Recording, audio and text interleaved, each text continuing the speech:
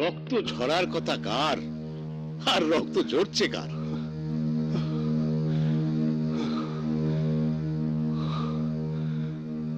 মার খুনির সন্ধান পাবার পর যে সন্তান বসে থাকে, সেই সন্তানকে আমি কি বলবো বল, কি বলবো? আমি কোন দুর্বল টাইগারকে বড় করিনি, আমি বড় করেছি হিংস্র টাইগারকে। আমি তোর মায়ের কবরের সামনে দাঁড়িয়ে বলবো, বোন তুই আমাকে ক্ষমা করে দে। আমি আরো বলবো, তোর মৃত্যুর পূর্বে তোর সন্তানকে দিয়ে যে প্রতিশোধ দেওয়ার কথা দিয়েছিলাম,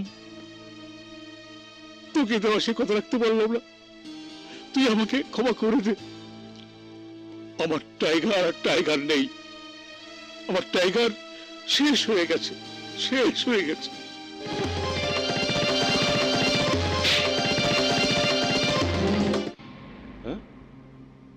কিরে কাজল, তোরা না বললি বাড়িতে এলেই আমি টাইগারকে দেখতে পাবো? কোথায় টাইগার? ওকে ডাক। ওর জন্যই আমি তোদের সবার মুখ দেখতে পাচ্ছি, আর ওর মুখটাই দেখতে পেলাম না। টাইগার তোমার মুখ দেখতে চায় না বাবা। হ্যাঁ বাবা, টাইগার বলে গেছে তোমার চোখের ব্যান্ডেজ খোলার পর তোমাকে নিয়ে শহর ছেড়ে অনেক দূরে চলে যেতে। কেন? কারণ কারণ তুমি নাকি ওর মাকে খুন করেছিলে।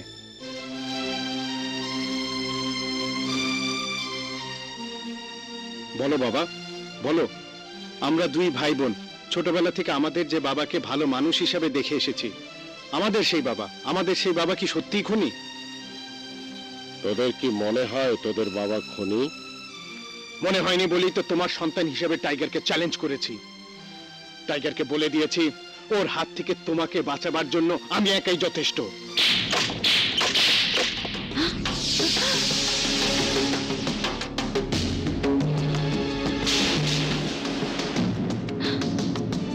টাইগার, তোর বাবাকে নিয়ে পালিয়ে যেতে বলেছিলাম না? হ্যাঁ, ভুলে গেছিস?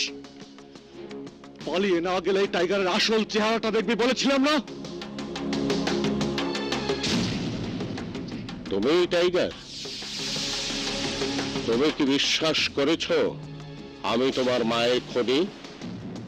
তোমাকে দেখার পর আমার মামা যখন বলল তুমি আমার মায়ের খুনি, তখন তোমার চেহারাটা আমার চোখের সামনে ভেসে উঠল। চোখ অনেক সময় সত্যিটা দেখে না, দেখার মাঝে ভুল থেকে যায়। তাই তোকে বলতে চাই, আমাকে তোর মায়ের খুনের আসামি সাজিয়ে শাস্তি দেবার আগে আমার কতটুকু অপরাধ আর তোর চোখে আমি কতটুকু অপরাধী, এই সত্যিটা একবার বিচার করবি না?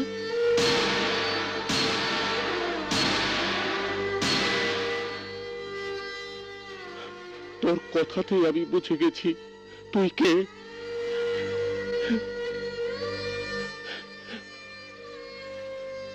আমি বুঝে গেছি তুই আলুর সন্তান, কিন্তু তুই কি জানিস তুই যে মানুষটাকে তোর মায়ের খুনি সাজিয়ে নিজের হাতে শাস্তি দিতে এসেছিস, সে আমি তোর কে? জানি, খুব ভালো করে জানি। আমার খুনি বাবা। না না, মিথ্যে কথা, সব মিথ্যে কথা। খুনি বাবা না, শুধু বাবা।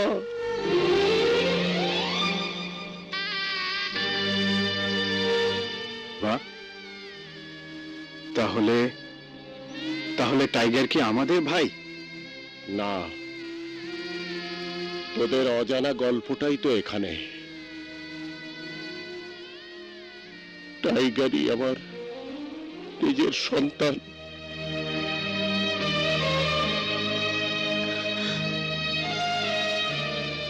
টাইগার,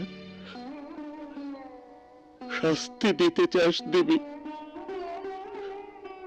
শুধুমাত্র বাবা হয়ে হাত জোড় করে বলছি, তোদের সবার অজানা গল্পটা আমাকে বলতে দে। তোরা শোন। এই এই কি করছো?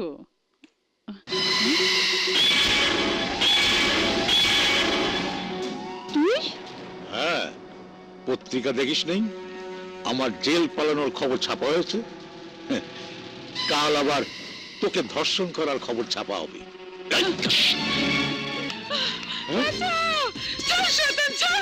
আনু,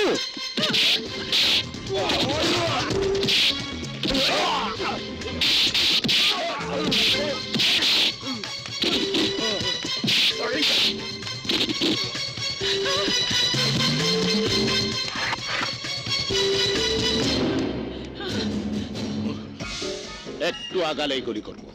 গুলি করবি? কর। দেরি করছিস কেন?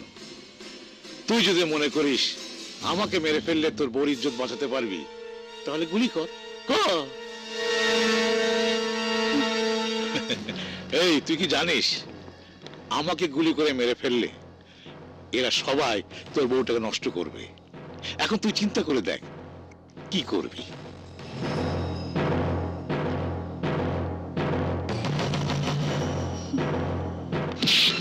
আমাকে গুলি করো, আমাকে গুলি করো। ওদের কাছে ইজ্জত হারানোর চেয়ে নিজে মরে যাওয়া অনেক ভালো। গুলি করো, গুলি করো।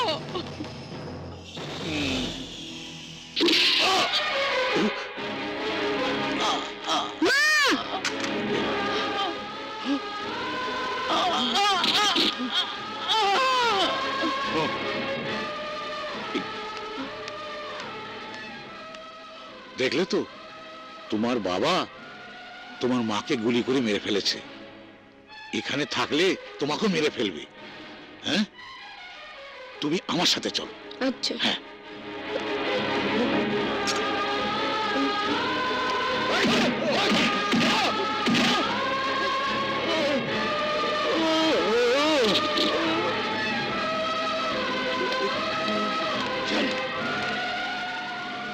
আমি যতটুকু জানতে পেরেছিলাম, রমজান শিকদার নামে এক চাঁদাবাজের সাথে একজন মানুষ খুন করা নিয়ে দ্বন্দ্ব হয় কাজল, রাজুর মা আর তোর মার সাথে। রাজুর মার সাক্ষী আর তোর মার ওকালতিতে ওই রমজান শিকদারের 14 বছরের জেল হয়।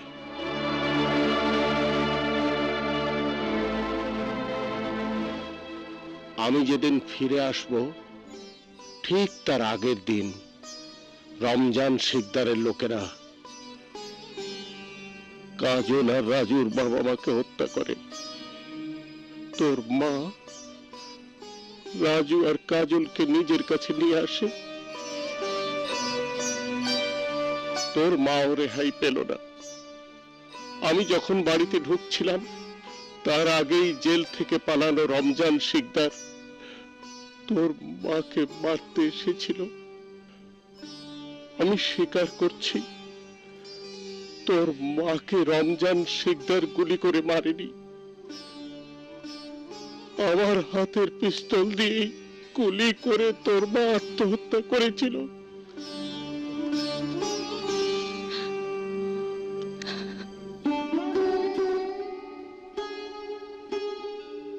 তোর চোখে এবার যদি সত্যি আমি অপরাধী হয়ে থাকি তাহলে আমাকে শাস্তি দে। আর যদি মনে করিস তোর মায়ের খুনি ওই রমজান শিকদার, তাহলে তুই রমজান শিকদারকে আমার সামনে শাস্তি দিবি। শাস্তি শুধু টাইগার ভাইয়া একা দেবে কেন? আমাদের মাকেও তো ওই রমজান শিকদার খুন করেছিল। তাই আজ আমরা দুই মা হারা সন্তান মায়ের খুনের প্রতিশোধ নেব।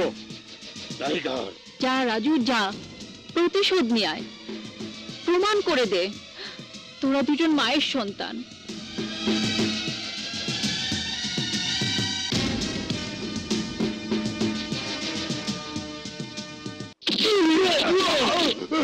রমজান, তোর মুখোশ খুলে গেছে রমজান। তোকে আমি বাঁচতে দেব না রমজান। তুই আমার মার আসল খুনি। তোকে শাস্তি না দিলে আমার মার আত্মা শান্তি পাবে না। বুঝেছি, তোর আর বেঁচে থাকার ইচ্ছা নেই। ওই মেরে ফেল হারারি বাচ্চাকে।